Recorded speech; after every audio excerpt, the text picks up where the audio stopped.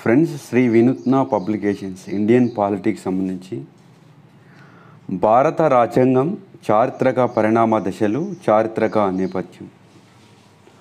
రాజనీతి శాస్త్రం గ్రీకు నగర రాజ్యాలలో పుట్టినది.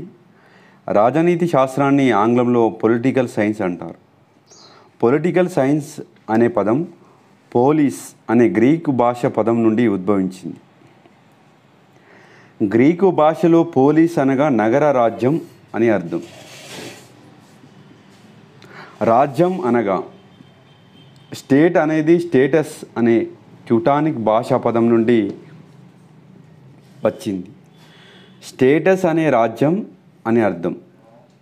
మాకియావెల్లి ప్రిన్స్ అనే గ్రంథంలో స్టేటో అనే పదాన్ని వాడినారు. రాజ్యం అనే పదాన్ని మొట్టమొదటిసారి ఉపయోగించినది మాకియావెల్లి, ఇటలీకి చెందిన వ్యక్తి. రాజ్యం అనగా 4 లక్షణాల కలయిక. అవి ప్రజలు, 2 ప్రదేశం, 3 ప్రభుత్వం, 4 సార్వభౌమాధికారం. రాజ్యాంగం కాన్స్టిట్యూషన్ అనగా రాజ్యాంగాన్ని ఆంగ్లంలో కాన్స్టిట్యూషన్ అని అంటారు. ఈ పదం ఫ్రెంచ్ భాషలోని కాన్స్టిట్యూషియో అనే పదం నుండి ఉద్భవించినది. కాన్స్టిట్యూషియో అనగా టు ఎస్టాబ్లిష్ అని అర్థం. ఒక దేశం, ఒక రాజ్యంలోని రాజకీయ వ్యవస్థకు, చట్టాలు, పరిపాలనకు రాజ్యాంగమే మూలాధారం. దేశంలోని అన్ని చట్టాలకు రాజ్యాంగమే మూలాధారం. భారత రాజ్యాంగాన్ని మూలాధారం భారత ప్రజలు. భారత రాజ్యాంగానికి మూలాధారం భారత ప్రజలు. భారత రాజ్యాంగంకు ప్రధాన ఆధారం భారత ప్రభుత్వ చట్టం 1935. ప్రపంచంలో తొలిసారిగా రాజ్యాంగం అనే భావనని గ్రీకులు ఉపయోగించేవారు.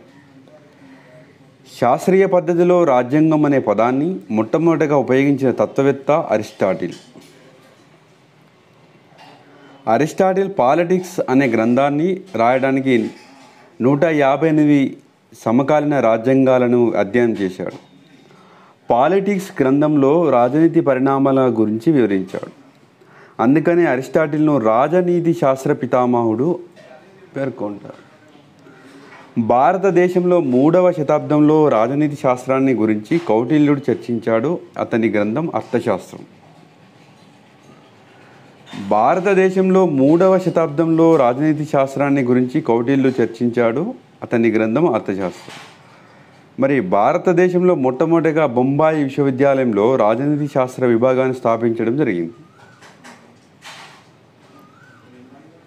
రాజ్యాంగాలు 3 రకాలు.